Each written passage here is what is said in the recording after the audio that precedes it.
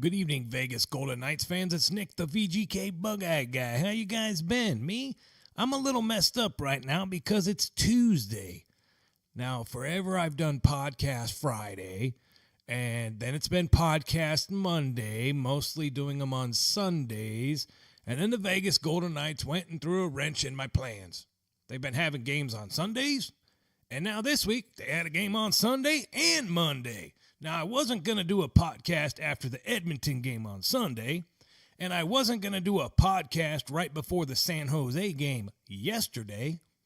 So now you're getting the Bugeyeguy, episode 35, on a Tuesday. Going to be kind of late, folks. I get it. Sorry, have to work all day, but hey, sit back, relax, and welcome to episode 35 of Boom. Welcome to Knights Nation, an unofficial podcast discussing all things Vegas Golden Knights. A show designed for the fans, by a fan. Produced locally in Las Vegas, Nevada, home of the Fortress. Weekly episodes include segments Numbers Don't Lie, VGK Rewind, and What the Puck. And now, here's your host, the VGK Bugeyeguy. That's right. What's going on, Vegas Golden Knights fans? Last week, the Vegas Golden Knights were a respectable 2-1. And this week, well, unfortunately this week, our Vegas Golden Knights were only able to get 6 points. I mean, I know it sucks, 6 points, right? I mean, you get 2 points for every game. We played, let's see, who'd we play? We played the Dallas Stars on the road. Then we played the Edmonton Oilers in our house. And then we had to go up to San Jose on a back-to-back and take on the Sharks. Well, sorry, Vegas Golden Knights fans, we only got 6 points. And I know some of you are like, Bugeyeguy, I don't know what you're talking about. But if you take 2 points, plus 2 points, plus 2 points, you get a whole lot of points. I get it. Our Vegas Golden Knights kicked butt, and we went 3-0. And no Marc Andre Fleury for the last 2 games. Yeah. In fact, let's dive right into our first segment to discuss Mr. Flower. Banged up Golden Knights. Give me the news, Doc. Is he gonna make it? All right, folks, that is correct. Mr. Marc Andre Fleury has been officially placed on IR. He's out day-to-day. They're claiming it's a lower body injury. He looked okay in the Dallas game. Maybe he pulled something. Maybe something was a little tight. Maybe he's a little tired. Maybe he's waiting for his baby to come. Either way, Flower's out. Flower's officially on the IR. Because Flower's on the IR, guess what? Got to call Max. Hey, Max, I know you like coming to Vegas. But we need you to come to Vegas like right now to back up Subs because we got to play the Oilers and then we got to play the Sharks. And you know Max, he's the backup in Chicago. Dansk has been playing most of the games. Max has gotten some work this season. Done okay, done pretty good. He's been up with us. He seems to be GM George McPhee's how about this? He seems to be GM General Manager George McPhee's go-to guy for Chicago. I don't know if it's because he's cheap. I don't know if it's a waiver situation. They just always seem to call Lagace if they need a backup goalie, which is fine. I mean, he didn't play in the 2 games he backed up. He gets a cool NHL paycheck, which is more than the AHL game paycheck, so that's good for Lagace. He gets some experience, gets to be around pro players, gets to practice with them, which is huge for him. So, yeah, Lagace came back because Flower's injured. The true test will probably be this Thursday when we take on the Winnipeg Jets. We'll see if Flower's back, but if not, as long as he's healthy for the playoffs and the Vegas Golden Knights keep kicking butt offensively, I don't really care who's playing goalie. We'll just outscore teams. William Carrier, I love you, Carrier. I need you back. You are severely falling in the standings for the hits. It sucks. I hope you get better soon. I would love to see you on the 4th line. I mean, don't get me wrong. Old Carpenter's been filling in pretty good for you, but Carrier, we need you healthy. We need you back. And then finally, Eric Haula. Eric Haula still on the IR. He is skating day to day. I mean, he's getting more and more work out there, and who knows if he's going to be back for the playoffs. I don't know. All I know is at least he's back on the ice and he's skating. That's good because that was an ugly injury. And I might as well talk about it right now real quick. Joe Pavelski for the San Jose Sharks, the leading goal scorer for them, that punk number 8, that's kind of a really good player. He took like ugly hit, bend, knee, fall kind of. It reminded me a lot of the Eric Haula injury. Now, I'm not saying that he has the same injury that Haula sustained in his knee, but it was ugly enough that he kind of played a little bit more and then woke up the next day and realized something wasn't right. And he did not play against the Vegas Golden Knights last night. Now, that's huge. I mean, Pavelski doesn't miss games unless if he's really hurt. So I hope nothing bad happened to him. Similar looking injury to what happened to Eric Haula. All right, that wraps up the guys, the banged up Vegas Golden Knights. We already talked about the recalled player because there's only one, and it was Maxime Lagace. Now, some people pronounce it Lagace or Lagace or Lagace. I call him Maxime or Max Lagace. If I'm pronouncing it wrong, okay. The problem is every pundit says it differently. And I'm an American, and I read it as Lagace. Maxime Lagace. If you think it's Lagace because that's where you're from, that's cool. That's fine. I'm from Vegas, and it's Maxime Lagace. All right, let's dive right into what the heck has been going on around the league. How about a little bit of Random news from around the league. Well, the Tampa Bay Lightning have officially clinched the President's Trophy for this season. They have got the most points. They are just the best team. The pundits just love to suck off the freaking Lightning. It's just like, oh, thunderbolt of lightning. Oh, Tampa Bay. Honestly, it kills me. But the pundits do it every year. Now, for you new fans that haven't watched hockey for that long, don't worry. One year it was the Penguins.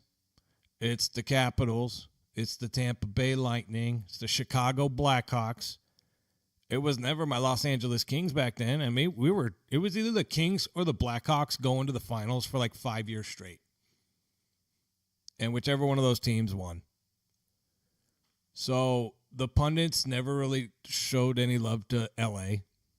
They don't show really any love to Vegas, which is fine. We're still new. No big deal.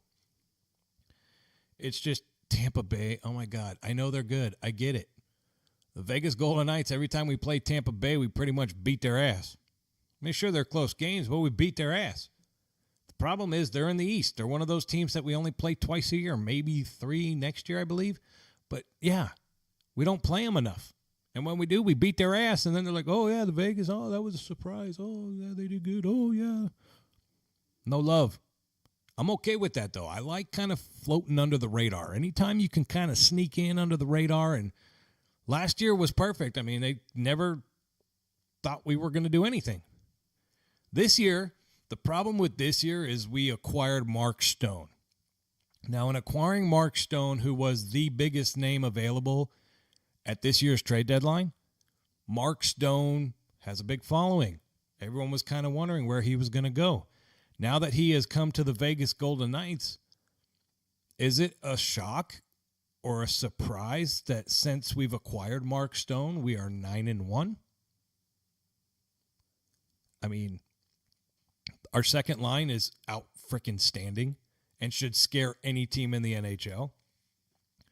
Of late, our first line has been explosive and reminiscent of last season, right around this time last season, right before the start of the playoffs. What about the fact that since our two lines are playing so well, it's allowed someone like Alex Tuch to move down to the third line. And now you've got a little Tuch and Eakin. And I know the third spot has kind of been a revolving door. To me, I prefer Nosek over Peary. It seems the coaches feel the same way. Which, honestly, all you Peary lovers at the beginning of the season, y'all are fickle fans. I was saying it all along. I'm like, dude, he doesn't play well defense. There's a reason he's bounced around to a bunch of teams. It was cool every time he came up, he scored goals, and you guys loved him, but he was playing with Wild Bill. He was playing with Patches. He was playing with good players. I'm not saying the third line guys aren't good, but the third line is a different chemistry. Those are tough, hard-fought goals, great passes. They're not setups. They're not like almost like Peary likes to play like he's Ovechkin. He's a sniper, and he's a hell of a sniper. but he likes to kind of sit there and wait and get fed for him to shoot. That doesn't really work in the Golden Knights system. We play a 200-foot game. We're fast, physical, speedy, explosive, killer forecheck. That's the system we play. So when you get burned a couple times or turn it over, coach doesn't get much trust in you, and he puts in somebody else. But the Vegas Golden Knights, I mean, they don't get a lot of love, and that's okay. It's okay. They're still talking about, oh, Chicago's won all these games. They don't really have a chance at the playoffs. They're talking about the Blues. Their goalie, Bennington, has been playing outstanding. Okay, fine. Dallas Stars. Ben Bishop, to his credit, I can't talk about Ben's a big goalie. He got hurt right before he played us, but he had like 3 shutouts in a row. He'd been playing awesome since they got smoked by Vegas. So the pundits, the Tampa Bay Lightning, kudos to you, Tampa Bay Lightning, for actually, winning the President's Trophy. And go ahead and open up the history books and see how many times a President Trophy winner actually wins the Stanley Cup. And then look at how many of those teams were in the Eastern Conference versus the Western Conference, because a majority of those were Western Conference teams. But that's okay. Congratulations. It's another banner you can hang up in your Amway or whatever it is arena. Cool. I hope we see you in the Stanley Cup Finals, because I think that would be an awesome, extremely explosive series. And I think we could beat your ass, but I don't know. So, real quick, some other news from around the league. There's been a lot of talk about Seattle. The expansion team, they're going to be doing a draft. A lot of the general managers are extremely pissed off that the Vegas Golden Knights don't have to give up a player. Well, in exchange for the Vegas Golden Knights not having to give up a player, of course, we're not getting any of the money. And when I mean us, I mean Bill Foley. There's an expansion fee we paid, was it $500 million or whatever it was, and that gets shared between all the other teams. That's going to happen in Seattle. I only believe it's $650 million this time. Now, that was the deal going in when Bill Foley was awarded a franchise for Las Vegas. He knew that they were probably going to expand, and he was going to be exempt. Now, you guys are probably thinking, well, why would he do that and not do the money? Well, honestly, did you really think that the Vegas Golden Knights were going to be the defending Western Conference champions? No, everybody said we were going to be bad, and George McPhee was a great general manager, and he worked the rules to a T and extracted as many assets as possible out of other general managers. So some of the GMs are honestly just a little bit butthurt. They're a little bit pissed. They're a little bit like, man, we already got, especially Minnesota, Florida, and Columbus. They're like, we already got fucked by the Vegas Golden Knights once, and now we're going to have to watch them do it again. And you guys are wondering, well, what are you talking about, Bug Eye Guy? What is the expansion draft for the Golden Knights have to do with Seattle? Well, here's the deal. Since the Vegas Golden Knights don't have to protect anybody, they could be potential trade targets right before the expansion draft. You're thinking, what are you talking about? Well, it's simple. It's if you have a player that you're going to have to leave available for the expansion draft, like he's your number 8 guy, and you can't protect him. What if I could trade him to Vegas and at least get something in return? Right? Now, the league is looking into this, and the league has already said that there won't be any shenanigans, but all kidding aside, the Vegas Golden Knights have the potential to screw over these general managers by getting a decent or a really good player. Hey, a number 8 player on your team is pretty freaking good. And he can go, look, I'll give you a 7th-round pick for that guy. And that general manager is going to go, God damn Vegas, God damn it, McPhee. You're going to give me a 7th-round pick? This guy's worth a 2nd-round pick, but if I don't do it, I get nothing. I get no 7th-round pick, and the expansion team takes him right out from underneath me anyways. So it's almost like Vegas has a shot at some of these other guys even before Seattle gets a chance to take them in the expansion draft. And then if we end up picking them up, we're protected. After the trade deadline, as long as the cap money's good, you can have X amount of players on your team, so we could theoretically hide those guys on our team. And then maybe even trade them back to their old team in the offseason. I know the NHL's not that dumb and they're not that naive, But the rules are the rules, and if anybody knows how to manipulate the rules to his advantage to the as much as freaking possible, that would be general manager George McPhee. So, other general managers, I'm sorry that the Vegas Golden Knights are as good as they are. I'm sorry that some of your franchises have been around for 40 or 50 years and you've never gotten to taste what the Vegas Golden Knights have. I'm sorry to your fans. It's not fair. You should probably do better. I'm just messing. Honestly, I get it. We were able to pick our team. We were able to strategically pluck players from different organizations that would gel and mesh. And they had to know what they were doing, right? Because look at the team. Look at how good they are. Look at this year. We have gone up and down and up and down, and we're finally at the right time of the year playing the best hockey we've been playing all year. In fact, I would argue we're playing some of the best hockey right now in the whole NHL. I would take the Vegas Golden Knights against any team right now, and I think right now, of course, if Fleury was playing, not with Subban, but with Fleury, we could beat anybody. And you know who I think is scared? That would be the Calgary Flames and the San Jose Sharks. Those two teams are desperately fighting it out to finish first place in the division. They are not fighting out to finish first place because they want to be number one. I mean, yes, they do. They don't want to have to face the Vegas Golden Knights in the first round. Whoever finishes second is getting Vegas in the first round. And I know, folks, as of today, mathematically, yes, it is possible that the Vegas Golden Knights could flip-flop and finish second in the division. That is possible, especially since we have another heads-up game against San Jose. But honestly, we have a pretty tough schedule at the end of the year. We're going to be fine reference to Coyotes in third place, but getting up to second is going to take a little bit of work. But, hey, San Jose's lost, 3 in a row? So it is possible they can be losing at the worst possible time of the year while the Vegas Golden Knights are kicking butt at the best possible time of the year.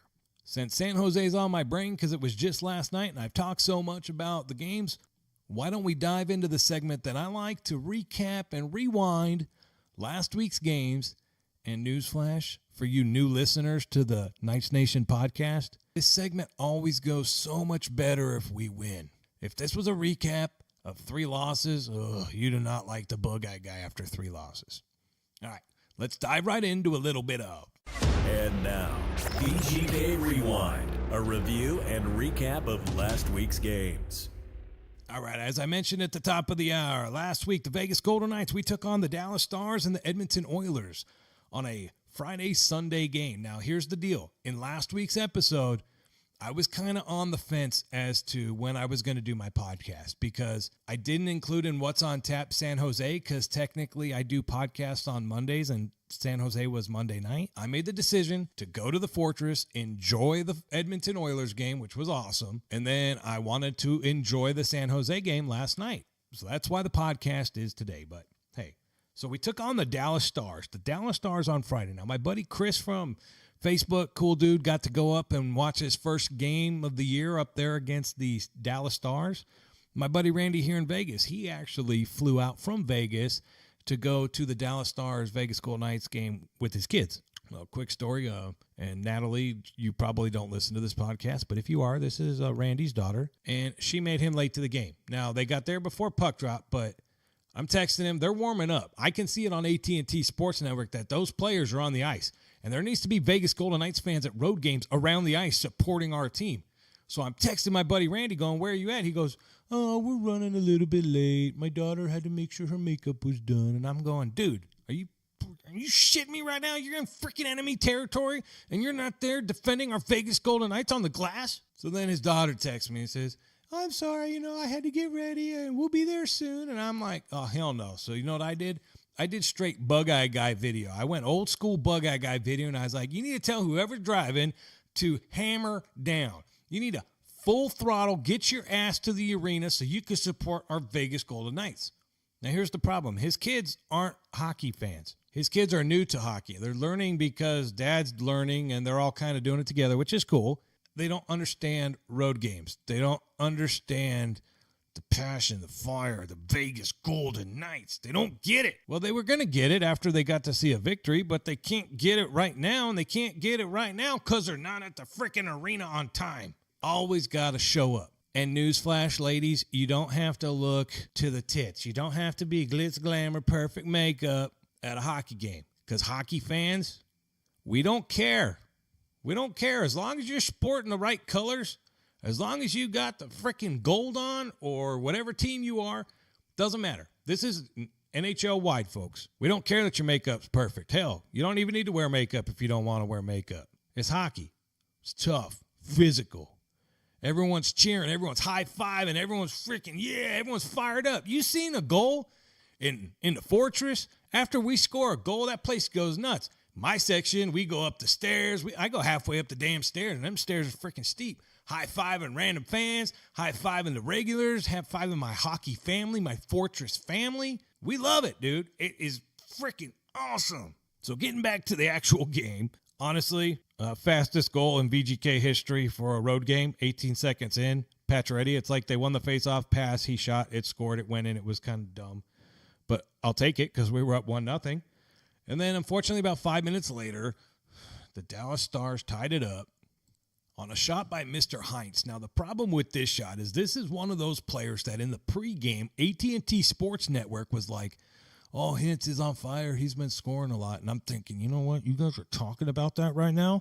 And when you're talking about that, it's going to freaking come true. And didn't even take, 4 minutes and 4 seconds into the first period. I'm like, freaking guys called it. Why didn't you say, I don't know, why didn't you guys say Ryan Reeves will freaking score a goal? How about that?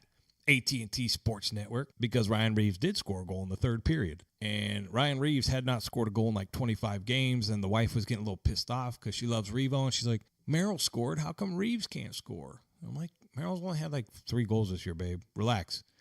But anyways, Ryan Revo finally in front of the house, cleaning up the trash, whacks one by, boom, Vegas Golden Knights beat the Dallas Stars 2-1.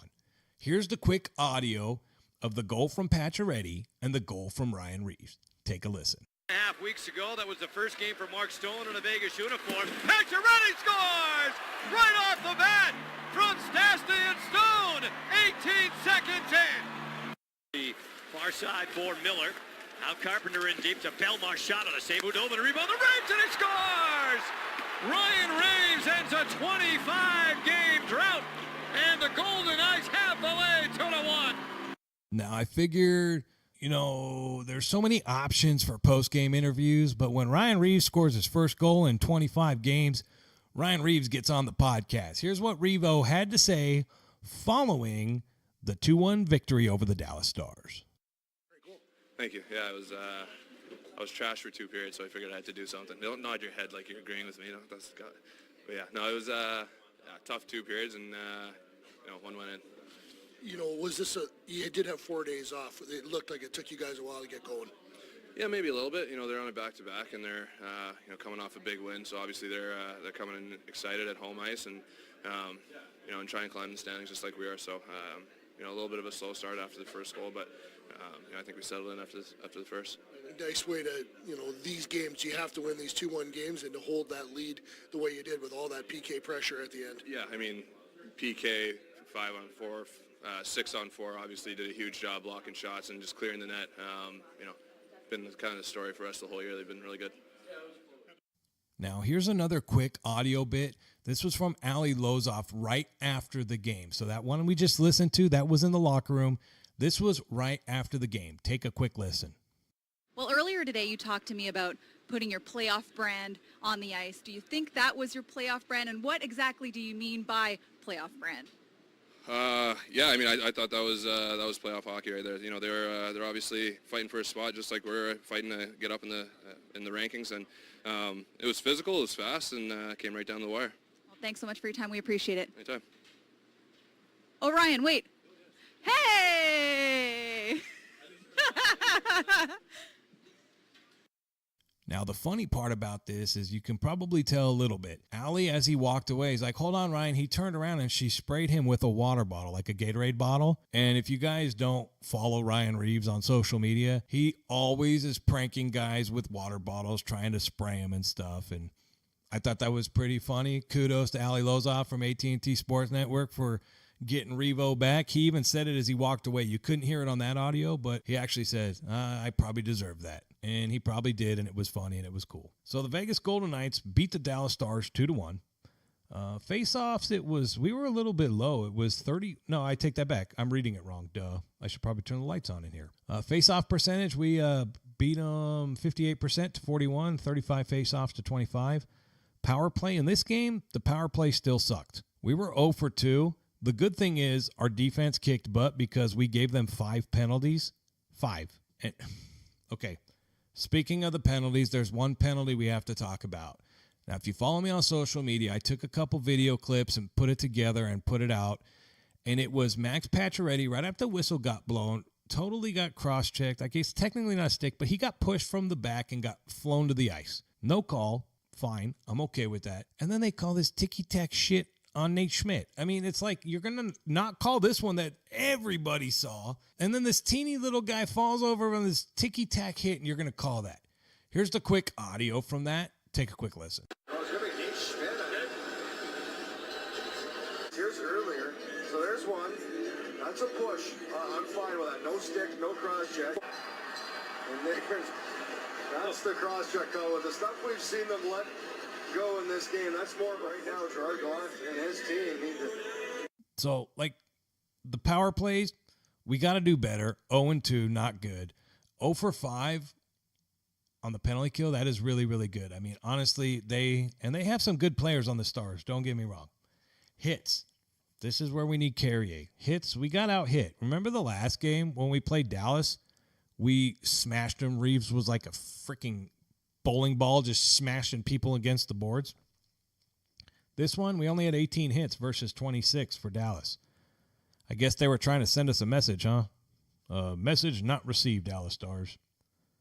And then shots on goal. This is another one that was really close. Normally the Vegas Golden Knights have led in this in most games this year. But we got outshot 41-37. Not too bad. And honestly, the Vegas Golden Knights came away with the 2-1 victory. 2 points, 2 very important points, and that's good. All right, moving on to the next game. The next game was Sunday evening, and this was a late game on a Sunday, which kind of sucked. I don't really like late games on Sundays, but it was nationally televised. Nationally televised because the Vegas Golden Knights are playing good? Maybe. Nationally televised because Mark Stone's a member of the Vegas Golden Knights? Probably not. Or maybe the fact that we're playing the Edmonton Oilers, and the Edmonton Oilers have Connor McDavid, and Edmonton's on the western side of Canada, thus in our time zone, and this is a big deal. Sure, fine. Edmonton, welcome to Vegas. Oh, by the way, you get to go up against Malcolm Subban because Marc Andre Fleury was reported earlier in this day, before this game, that he had a lower body injury. So now you get Sub. So Connor McDavid, meet Malcolm frickin' Subban. I know some of you guys are like, come on, seriously? I don't know. I mean, Malcolm Subban did have a .842 save percentage in this game. And I know you guys are thinking that's really bad. And it is. But you got to realize he only had 19 shots. They only shot it 19 times on him. And yes, he did lit in 3.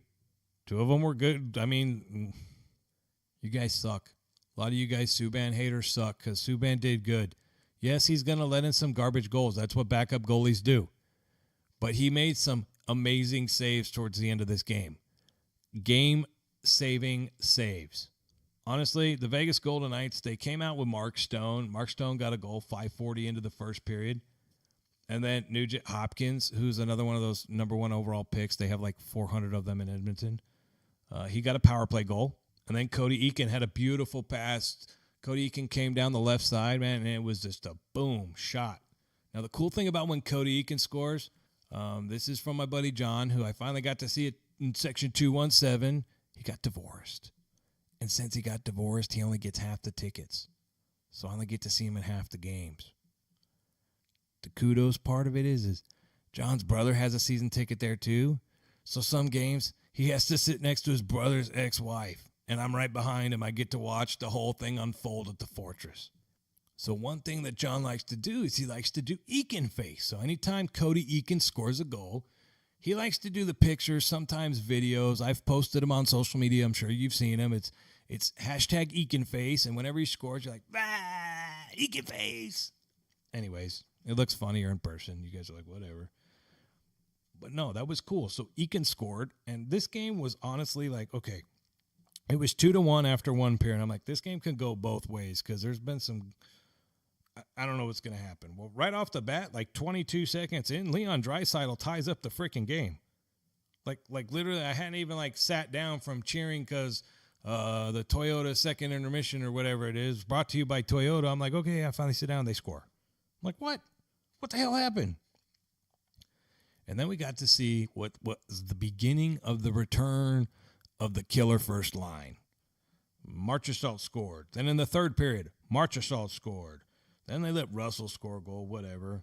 And then Nabber scored a goal. Now, the cool thing about Braden McNabb getting this goal is this was a goal that was shot from the blue line. Subs had let in a soft-ass one earlier. So now I was like, okay, we're going to get another soft one. Challenge for goaltender interference. Now, this puck got by him. It was loose, and it slowly trickled towards the net. Finally, Carpenter realizes that it's open, so he, like, dives to swat it in. Technically, it crossed the line before Carpenter hit it, thus Nabber getting credit for the goal. And it was challenged for goaltender interference. But there was no goaltender interference because Belly was pushed into the net. I mean, their player clearly pushed him in, but I was at the Fortress. I refused to watch the ice. I was pouting like I'm not watching. They're going to screw us over. No. Finally, when they said good goal, I cheered with all my friends and hockey family and turned around and kept on watching. So, yes, we did get a goalie interference call, but if they were to overturn that, they would have been holy hell because it was blatantly obvious what happened. Let's see here. You want to listen to the goals? Dude, there were so many goals. Honestly, it was like Stone have a goal, Tuck have a goal, Eakin have a goal, Marchie have a goal, Marchie have another goal, McNabb have a goal. Take a quick listen to all the goal audio against the Edmonton Oilers. Chance in front, Koskinen down. Ricketts in front, Mark Stone. Dropped it maybe to avoid the penalty. Now Eakin in play. In, scores! Scramble back ahead to Marchessault. Odd man break. Jonathan Marchessault in. Scores! Cassian back the other way. Missed. McDavid with the pass. Riley Smith. Marchessault scores! A twist under the corner. Here's Braden McNabb shooting, and Koskinen got that. Loose. Scores! Koskinen arguing, but it looks like it's 5-3 Golden Knights. He's gonna go for it. Whoops. Draisaitl loses it. Alex Tuck scores!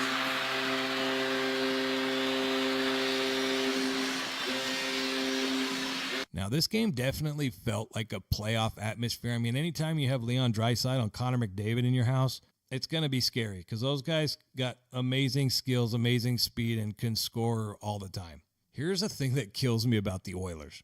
I talked about it a few episodes ago, about their goaltending situation and the fact that their general manager paid Koskinen like $4.5 million and then subsequently got fired a few days later as the general manager of the Oilers because you don't pay a guy like this $4.5 million. And I'm going to sound bad right now, and I apologize if I disrespect anyone. I don't mean to disrespect anyone. I just want to make an overview, an assumption.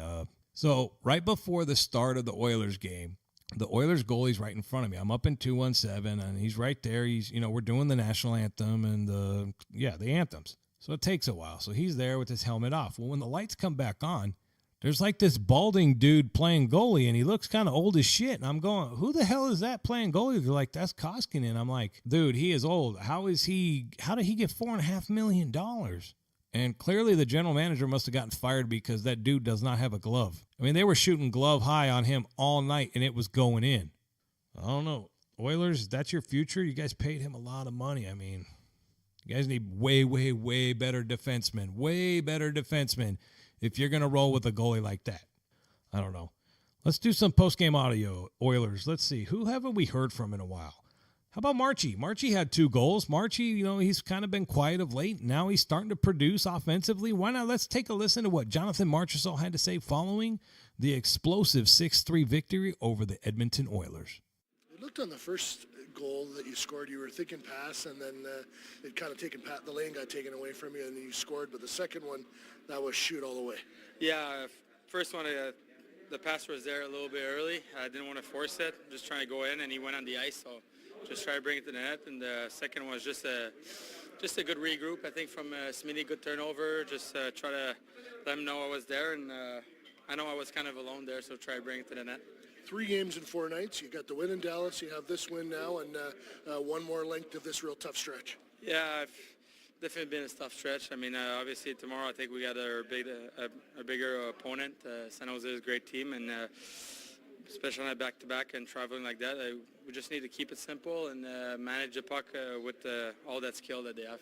And since I like the tradition last week, why not just a short snippet of what Coach Turk had to say following the victory? Tonight. I mean, obviously the 6 goals is huge for us, but I thought the way we came out in the first period, all kinds of scoring chances, moved the puck well, and we didn't give up a whole lot defensively either. The goals they scored, was a couple of breakdowns, obviously, and the third one was a screen, by our own guy, but it happens, but I love the way we played. We played an excellent game tonight. We played fast. We played our game. How do you feel about the way Subban played tonight? Played good. Played solid. So the Vegas Golden Knights beat the Dallas Stars 2-1 on Friday. Then they come back and they beat the Edmonton Oilers 6-3 on Sunday.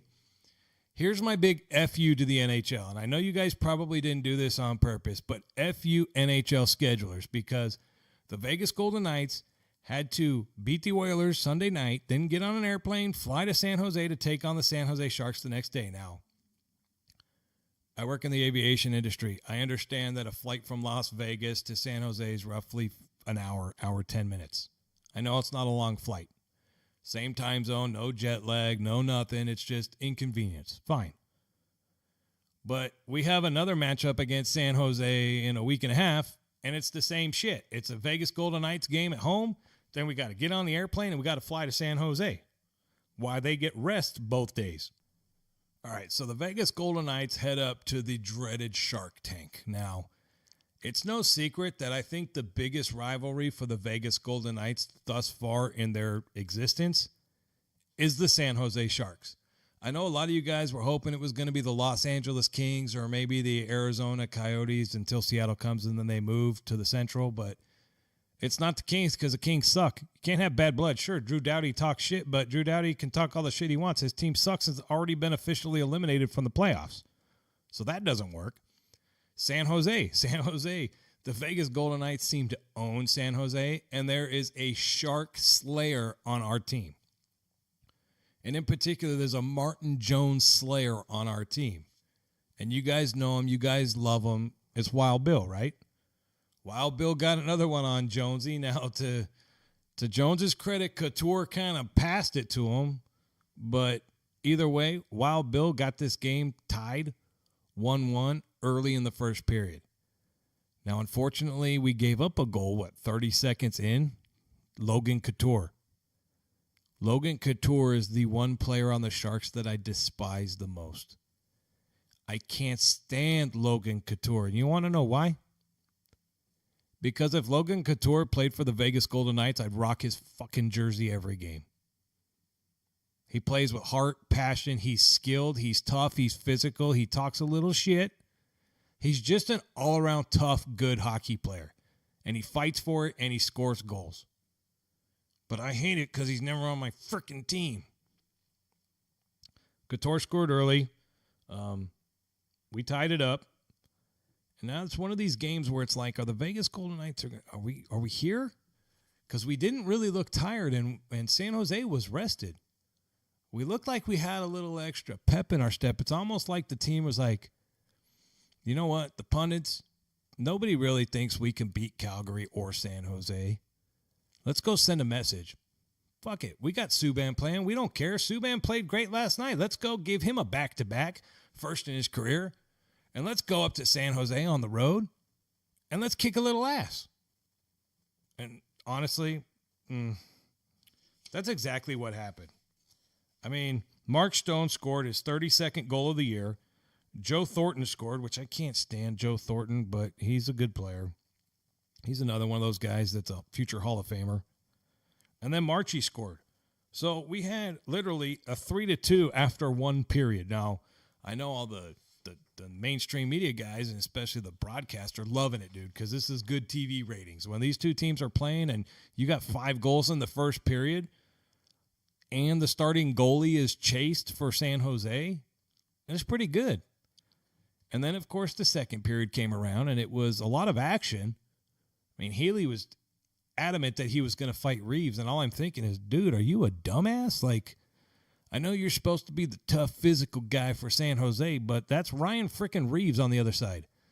And at one point, we got screwed out of a goal. Belmar scored. They didn't show it on TV, but you could hear the broadcasters, but they had blown the whistle dead because Healy decided to go at it with Reeves a little bit. The problem is Ryan Reeves was already on the bench. He's literally coming on to our bench to pull him off the bench. And the whole time, all you can see is Ryan Reeves smiling, laughing, talking a little shit. Nothing wrong with talking a little shit. I mean, the guy's pulling you off of your bench. You were just going to sit down and take a break. Idiot. Ended up getting a power play. We ended up scoring, so you're a really idiot. And you might need to get mental health because you might want to go talk to someone because there's a good chance if you do that again in about a week and a half when we play you again, there's a good chance Ryan Reeves is going to beat your ass. He's definitely not going to go lightly around you. And you don't want that. You don't want an angry Ryan Reeves. You want the nice, quiet Ryan Reeves that scores freaking goals, right? You're going to get both, dude. Watch your back, Mr. Healy. I don't know. The third period came around, and the third period... So the third period, Riley Smith comes out. Now, Riley Smith gets this goal. This is, you guys remember last year when Wild Bill had that through his legs score on Jones, goal of the year? It was awesome. You've seen it all over the place. Well, this one is a pass from Riley Smith back to Wild Bill. Now, everyone thinks Wild Bill's shooting it, but no. He goes no look behind him. He passes behind him over to Smith, and Smith one-times it right into an empty net. It is a beautiful play. Beautiful play. And the fact that they were so nonchalant, just, yeah, we scored. It was no big deal. It was incredible. I don't know if they've been practicing that, but that was pretty cool. Logan Couture scored our second goal of the game, and now all I'm thinking is Couture better not get a hat trick. That's all I'm thinking. I'm like, don't let the freaking guy score again. But then Marchie got an empty netter.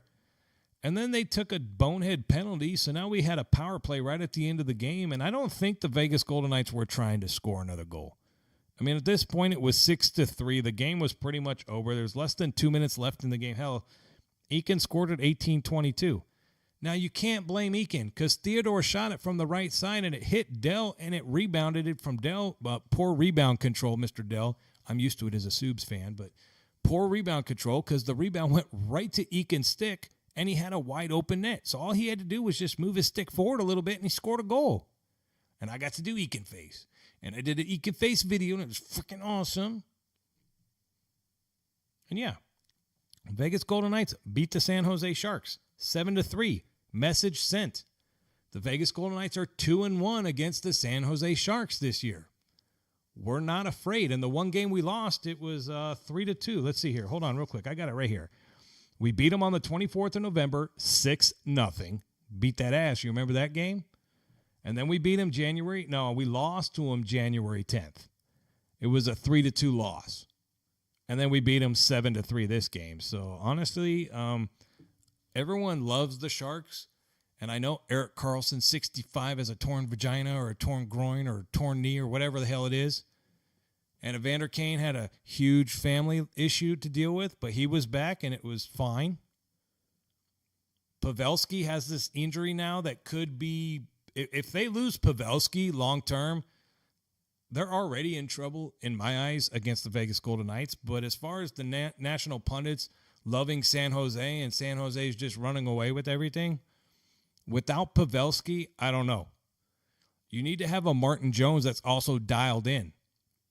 I don't think you have that against the Vegas Golden Knights. I mean, we're his kryptonite for sure.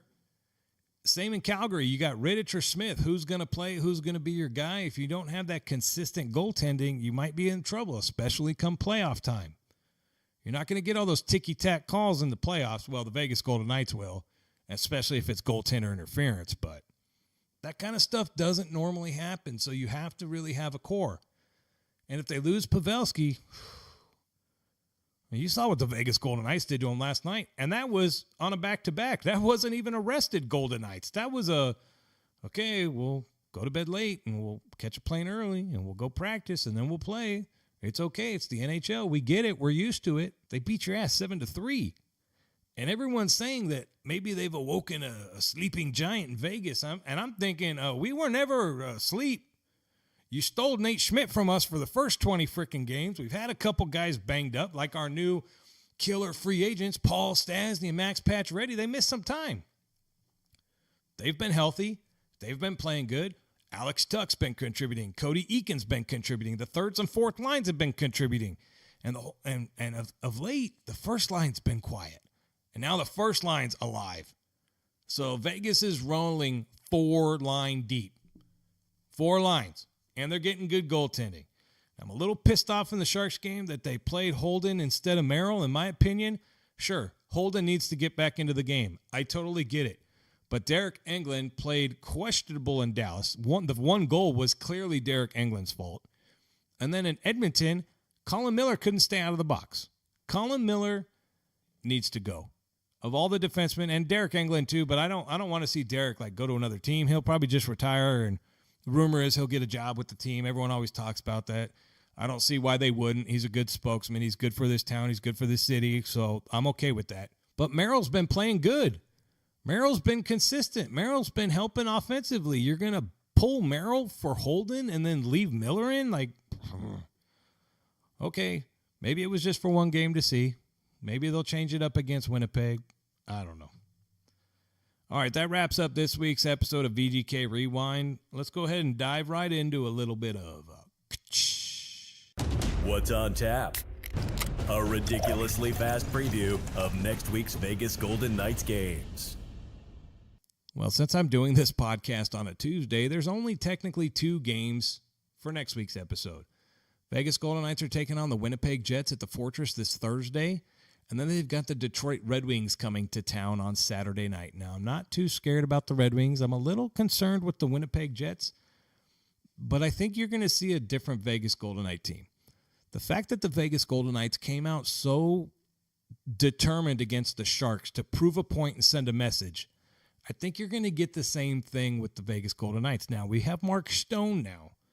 Mark Stone, Winnipeg, formerly in Ottawa, kind of close, kind of a little bad blood. It'll be good to see what Stoner can do with the Vegas Golden Knights against the Winnipeg Jets. And I wouldn't be surprised. I mean, honestly, Edmonton, 6 goals. San Jose, 7 goals. I don't think we're going to score 6 goals against the Winnipeg Jets, but we could. We could send a message to them, too. Why not have... So we've sent a message to the Pacific Division. Why don't we send a message to the freaking NHL and let everyone know you better watch out. The Vegas Golden Knights are playing outstanding hockey at the perfect time of the year, as long as Fleury comes back. I'm not going to dive into the players. I'm not going to say who to look out for. It's the end of the year. We're talking about playoffs. We're talking about the Detroit Red Wings that are not going to make the playoffs.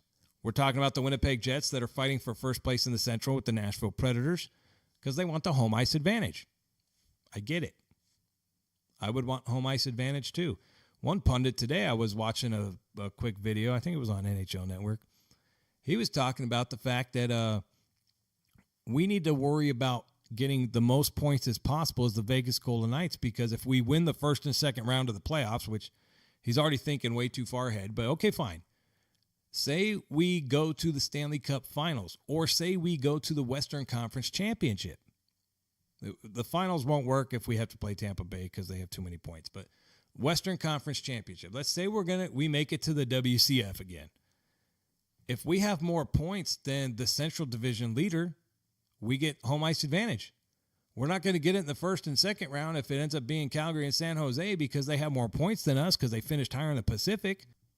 All they were trying to say was that there's a chance the Vegas Golden Knights could get home ice advantage in the WCF if they score more points in the regular season than the Central team. And that is possible. We'll talk about that here shortly when I go and the numbers don't lie, but it is possible. Well, I just mentioned it, so we might as well start it. Get ready for Numbers Don't Lie, the segment of the podcast where your host is about to bore you with player and team stats that you probably won't remember. Welcome to Numbers Don't Lie. Ryan Reeves still leads the NHL with 274 hits. He's played 72 games. Unfortunately, William Carrier has now fallen to third place with 247 hits, only played 48 games. Krause from Arizona is on the heels of Mr. Reeves in second place, 258 hits. Mark Stone continues to lead the Vegas Golden Knights. He has now officially earned 70 points, 32 goals, 38 assists. Marchessault, 24 goals, 29 assists, 53 points. Alex Tuck, 19 goals, 30 assists, 49 points. How about we talking about average ice time, total time on ice? Shea Theodore averaging 20 minutes, 4 seconds. What about Revo? Let's look. Or John Merrill averaging 17 minutes, 38 seconds. Ryan Reeves, 10 minutes, 50 seconds. 9 goals, 10 assists, 19 points for Ryan Reeves. Goals overall, we're averaging 3.07 a game for the Vegas Golden Knights, which sits 11th in the NHL. Shots on goal, 34.5 average per night, second in the NHL. Power play, 17.8%. Not good, not great, not bad, 19th in the NHL. Shooting percentage, 8.9%, 23rd in the NHL.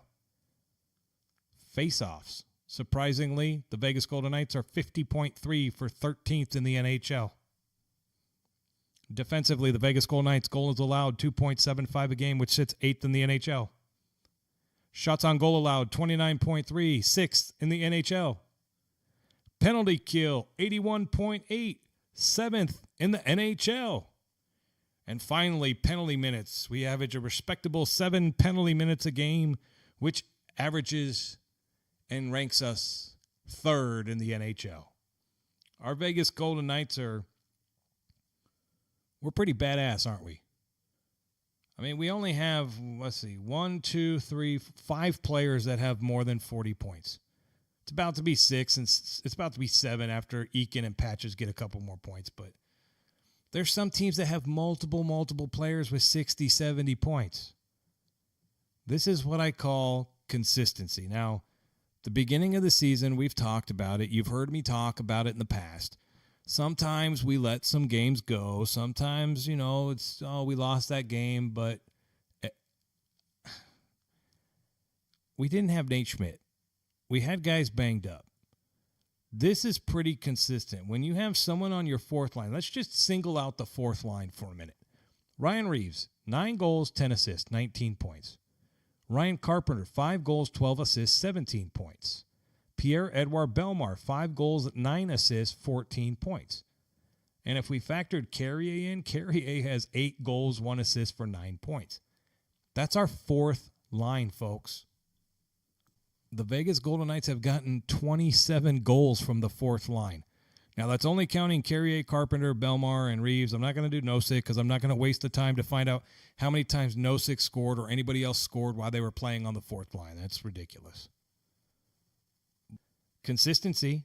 Time on ice is pretty good, too. I mean, the only one that's really kind of low is Revo, but it's Revo. I get it. You see him on the ice. You know when he's gone up and down the ice a couple times, he's going to get a break. I get it. You don't want him to get caught out there tired. I get it. I understand. You should, too. Sure, Revo of late's been kind of a scoring machine if you say 1 goal in 25 games. But that's not what Revo's here for. You guys know that. Revo is here because he's a good hockey player. He's tough, plays physical, and he makes sure no one fucks with your team. That shenanigans that Healy was pulling in San Jose, Healy knew he had no choice. I have to go against Reeves if I'm going to start any shit. I can't go out there and start shit with Wild Bill because then Reeves is going to come knocking on the door. He knew. At least he had a big enough set of cojones to go up against him. Now, he's a dumbass, and I wouldn't do it, but at least he was man enough to go up there and start shit. Or maybe he was doing it on purpose where he wanted to show the world that I'm trying to fight Reeves, even though I really don't want to fight Reeves. I don't know. Either way.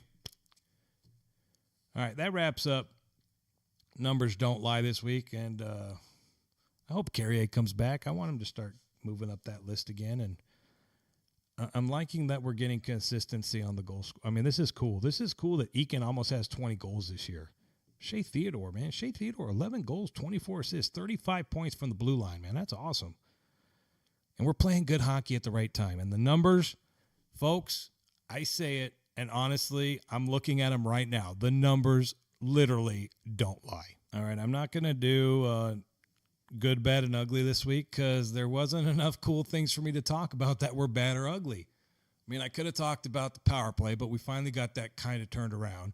And I could have talked about the refs, but they actually got a call right, even though they sucked in the Dallas game with the penalty. But every week you're going to hear the same segment. I'm going to be like, oh, Brandon Peary played like crap, and the referees suck, and Flower was good. I mean, that's not what the segment's for. So right now, there's not enough bad shit to talk about, so we're not doing the segment. And the same with funny shit fans say, because there was nothing funny fans were really saying this week other than Subban's terrible. It's the end of the world. The world's on fire. We're all screwed because Subban's playing. And then, Subban let in some goals, and everyone's like, oh, Subban sucks. We're screwed and blah, blah, blah. And at the end of the day, Subban beat the freaking Edmonton Oilers with Draisaitl and McDavid healthy.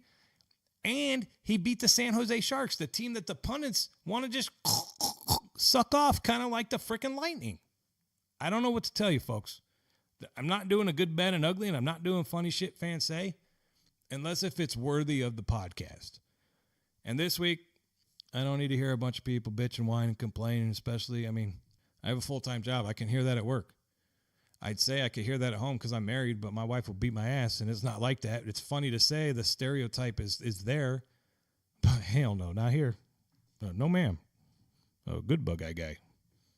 Buckeye guy don't want no trouble.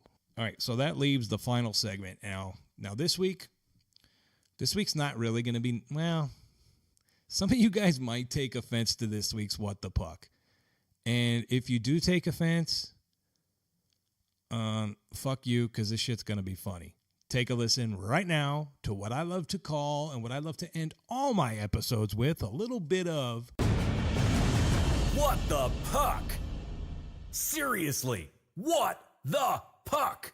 All right, Vegas Golden Knights fans, this week's What the Puck stems from my visit to the Fortress last Sunday to take on the Edmonton Oilers. Now, the Edmonton Oilers had a relatively large fan base travel to Vegas. Most of the Edmonton Oilers fans that I met were in a great mood. And when I mean great mood, they were all pretty kind of hammered before the game started. Now, I'm used to Canadian fans coming to the Fortress, and they like to party. They definitely like to get our 50-50 up. These Edmonton fans in particular, there were some of them that were, they had these like rubber ducky hats on, and they were wearing bathing suits, and they were shorts that were probably too short for American standards, but up in Canada, they don't give a shit. This thing cracked me up because these guys were like, and they were having a great time. And I was like, hey, two of them were kind of by me in the smoking area. I'm like, hey, you guys aren't real, man. And he comes over, he's like, what? I go, man, you're wearing rubber duckies on your hat, man. You're not real, man. You got a rubber ducky on your hat? And he's like, what are you talking about? And now he's like Canadian, but he's kind of like drunk Canadian. So he's like, is this guy fucking with me, or do I got to fight this guy? Like, because he's kind of a big dude, and he's kind of scary, American-looking dude, but I'm from fucking Edmonton, and if I got to fucking throw down because I'm from fucking Edmonton, that's what we got to fucking do, so. But I'm like, no, bro. I'm like, dude, you're not a real man unless if you have a rubber ducky tattoo. And this guy's like, what? And then I turn around, I show him one of my drunken Navy tattoos of the rubber ducky with the American flag behind it and the little Navy Dixie cup hat. I'm like, yeah. I got a fucking rubber ducky tattoo. And this dude lost it. He's like, oh, my God. He's taking pictures of my tattoos. He's like, oh, this fucking American guy. I thought we were going to get in a fucking fight, and he ends up having a fucking rubber ducky on his leg. They were cool. But here's the thing. This is what I really wanted to talk about in What the Puck. I said, guys, what's with the short-ass shorts, man? I'm like, what the hell? They're like, bro, it's -5 degrees back home. It's been like -10 degrees last week. I'm in Vegas because I can wear shorts and go to the pool. And that got me thinking, what better topic than to kind of throw a big F-U to all those people that are dealing with snow. I know some of you guys are like, oh, the Buckeye guy, you're about to hit a topic that really pisses me off. Anyone listening from Denver that just had that snowmageddon come through, or blizzard, polar vortex, whatever they call it. Vegas had a blizzard too. Y'all remember a couple weeks ago? I'm pretty sure I had like 4 inches of snow. And that snow stayed there till almost noon the next day, folks. Boom, blizzard, cold. No, before I was recording this podcast, I was sitting out in my backyard, just kind of relaxing, kind of finalizing my notes to make sure I got everything ready to go upstairs and do what I'm doing right now, talking to the microphone. But I'm sitting out there by my pool. Yep, I got a pool in my backyard because I live in Vegas, and I know you guys are pissed off because I'm not in snow right now. But when it's like 110 or 115 degrees in the summer, dude, that's balls hot. I get it. I got a pool. You got to jump in the pool to cool off because it's hot as hell outside. But anyways, on this beautiful March 19th of 2019, prior to me recording this podcast, I was sitting in my backyard by my pool, looking up at the beautiful blue sky, watching the planes fly over. Now, since we live close to Las Vegas, for some of you non-aviation folks, Las Vegas is like a intersection in the highway, I guess you could call it. So a lot of planes fly over Las Vegas en route to, say, Los Angeles or up north to Seattle or over to the east to wherever east of Vegas, which is pretty much the whole rest of the U.S. Just sitting up here on a beautiful day with some shorts on, kicked back by the pool, not in the pool, but by the pool, looking up, and I see all these airplanes flying over, and you guys are going, Bug-Eye Guy, you can see planes that high? I'm like, well, yeah, because the contrails are coming out. Now, I know some of you guys are going, oh, the contrails, that's where the damn government puts them toxic chemicals into the airplane fuel so that when they get up to altitude, they turn it on and it starts spraying this foam-like stuff. And you can almost see a trail behind the airplane. It's just the chemicals for the government to try and control your brain. Yes, people actually believe that shit. Conspiracy theorists crack me up, but the contrail stuff really blows my mind because I'm pretty sure folks that believe that do not believe in science. They do not believe in the fact that if you have something really, really hot and something really, really cold, poof. Crazy, right? I know. So I'm sitting in the backyard. It's beautiful outside. I mean, it's shorts weather. And I'm getting ready for the podcast, and everything's, just peaceful, quiet. And then I'm thinking, man, I wonder what the folks in Minnesota are doing right now. I wonder what the folks in Edmonton are doing right now when it's minus 5 degrees outside. What can you do when it's minus 5 degrees outside? I would not know because I am an adult. Yes, I am a grown-ass man. And as an adult or a grown-ass man, I have the ability to choose where I want to live. Now, sure. Now, sure, I would have to find a job if I wanted to move somewhere. I get that. I understand the logistics, folks. But what I'm talking about is, as an adult, I have the ability to choose if I want to live somewhere and have to shovel snow for half of the damn year. And growing up in Southern California, a lot of my friends think I'm a redneck from Texas, and I do love Texas, but I am from Southern California. And now a resident of the great state of Nevada. And it's not Nevada, you retards. It's Nevada. I can't say retard. Okay, I apologize. That's a not nice word to say. So I'm going to leave it in the podcast because I'm a grown man. And I don't want to use that word. I apologize if I offend anyone by that word. But it is Nevada, not Nevada. Nevada. Get it? Nevada. I'm a proud resident of the great state of Nevada. And sure, it's fairly expensive out here. I would consider it fairly expensive. We don't have to pay state tax, but... So I am aware that as a grown adult, I have the ability to choose where I want to live. I personally chose the great state of Nevada. And that's it. I mean, I don't have to shovel snow. Yes, I could walk barefoot to my mailbox in the summertime and have third-degree burns on my feet. I get it. I wear shoes. And I understand it's hot as hell in the summertime. I get it. At like midnight. You leave a casino at midnight and it's like 100 degrees outside. It's freaking hot. It's crazy hot. But they invented this glorious machine. It's called a air conditioner. And what it does is it pushes the hot air out of your house and replaces it with air that runs through a machine So the air comes out cold. And these houses out here, it's crazy. They're designed with all these different pathways to different rooms where this air can travel through this tube, this air holding tube, and the air travels through the tube, and then it comes to its exit point at different rooms throughout the house, and it cools the air. So you can look out the window and it's 110 outside, but in your house, if you don't want a high power bill, say 78 degrees. Bug-Eye Guy doesn't like to sweat his balls off inside his own house, so it might be a couple degrees cooler, but either way, I don't have to shovel snow. Yes, it's hot in the summertime, but right now it's March 19th and I'm chilling by the pool with shorts on and flip-flops, and some of you guys are in -5 degree temperature. Edmonton, y'all are freezing your asses off up there. So that's why you guys come down here wearing your little rubber ducky hats. That's why you come down rocking your little way too short swim trunks, hanging out by the pool, because you can't do that back home. And I get it. Honestly, of all the Canadian fans that I've met at the Fortress, I think if I had to be Canadian and I had to live in one town, and to my defense, to your defense, I've only been to Vancouver. Vancouver's the only place in Canada the Bug-Eye Guy has ever stepped foot. But I'm pretty sure, like, I would fit in good in Edmonton. I met this couple on a cruise last March during spring break.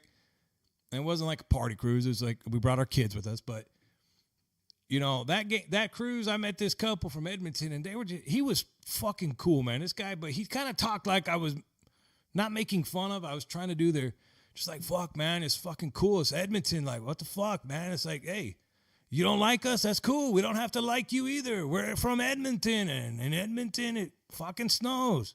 In Edmonton, it's fucking cold. I get it. So I think the Bug-Eye Guy, if I had to choose a Canadian team, it'd be Edmonton. If I had to choose a Canadian town, it'd be Edmonton. I don't know. I guess I got to put it, it's on the bucket list, but I guess I got to put it on the schedule. If I'm going to do a Canadian road trip to watch our Vegas Golden Knights, I got to go to Edmonton. And I think I would dig Edmonton.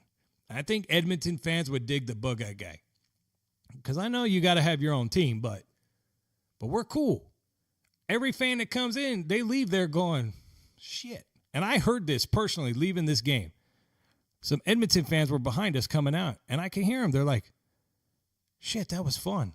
We got smoked, but that was a good time. And I look back, I go, it's because our fans aren't dicks. They kind of looked at me, and I'm like, but you guys aren't dicks either, dude. Y'all are cool also, man. So, hey, kudos to the Edmonton Oilers fan base. I dig it. I'm sorry that it's -5 degrees up there right now. And for anyone listening right now that's shoveling snow or has to go scrape ice off their window before they go to work either tonight or tomorrow or whenever you're listening to this, I don't feel bad for you. You are an adult. You have a choice. You can choose where to live. Now, some of you are probably like, fucking Bug-Eye Guy, I got this damn ex-wife, and I got child support, and I got the kid, and I don't want to leave because I love my kid. All right, you, sir or ma'am, that relates to, you're just fucked. I'm sorry. You got to shovel the snow because your kid's more important. But for the rest of you, you have a choice. There is great reasons to live in Las Vegas. There is also some shitty reasons to live in Las Vegas. Every city, every town, every state, hell, even every country. You got a choice. I guess not everyone can come to America. Well, not right now, at least. I don't know. You got a choice. If you choose to shovel snow, that's cool. If you choose to be like the Bug-Eye Guy and hanging out by your pool at March, and my kids went to a birthday party this past weekend, and it was a swimming party.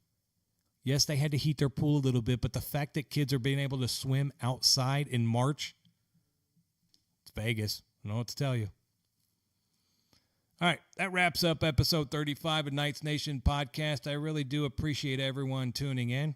Quickly, let's talk about the contest before I end. The contest last week. Unfortunately, I did not get the 25 subscribers to email me.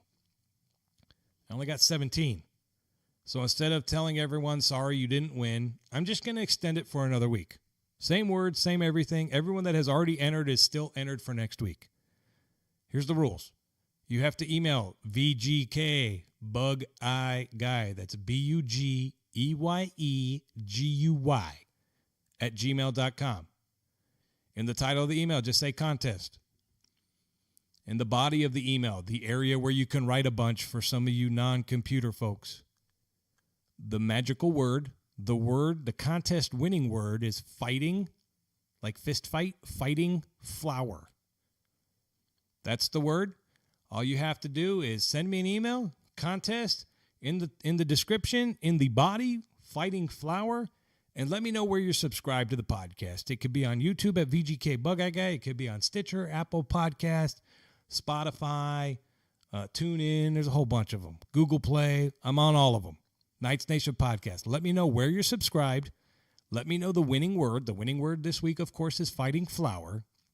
And send me an email, vgkbugeyeguy@gmail.com. Now, some of you guys that didn't listen to last week's episode, that's crazy. You should, but okay. No. Last week's episode, I said I would give away a poster of your choice or one of the 4 pucks from the preseason. Those are the pucks with Englund, Carlson, Gallant, or McPhee. I have an extra one of each of those, so you get to choose which one you want. Or if, say, you have a favorite player, Alex Tuck, I could send you an Alex Tuck poster. Either way, all you have to do to enter is send me an email with the word Fighting Flower and let me know where you're subscribed to the podcast.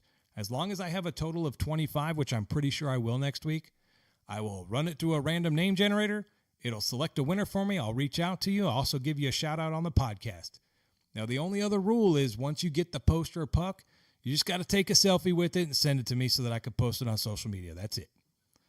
All right. Now that I've talked about the contest and we've covered all the other segments, we're done. You've heard enough of the Bug-Eyed Guy. I love you guys. Thanks again so much for tuning in to episode 35 of Knights Nation Podcast. I apologize for the sound issues last week. I used what was called a DAW, a new DAW, digital audio workstation. And I clicked a couple buttons wrong and then my sound was screwed up. So you probably heard my voice kind of okay, maybe a little bit quiet. And then when I go to my intros, it would like blow your eardrums out. I totally apologize for that. That was 100% me. I am back on Audacity, using Audacity this week for this episode, which I know how to use. And I will switch over to the other one. I don't want to say anything bad because there's nothing. It was operator error. But I'm eventually going to get off Audacity. But this episode is using my DAW Audacity. It's free if anyone's interested. You can check it out. There's tons of YouTube videos. You could be a podcaster just like me. I'm just a random dude, folks. I'm just sitting in my upstairs loft recording this, staring at my podcast notes, my computer. I got a little mixer over here, and I'm talking to you, the Vegas Golden Knights community. Fans of the Vegas Golden Knights. Hell, fans of the VGK Bugeyeguy. Solid dudes or dudettes. I love you. Thank you. Thank you so much for tuning in. Next week, I'll be back on schedule because the Vegas Golden Knights do not have a game on Sunday. Episode 36. Be on the lookout next Sunday night or Monday morning. I love you guys. Thanks so much for listening. And as always, duh, Bug-Eyed Guy. Go Knights, go. You've been listening to the Knights Nation Podcast.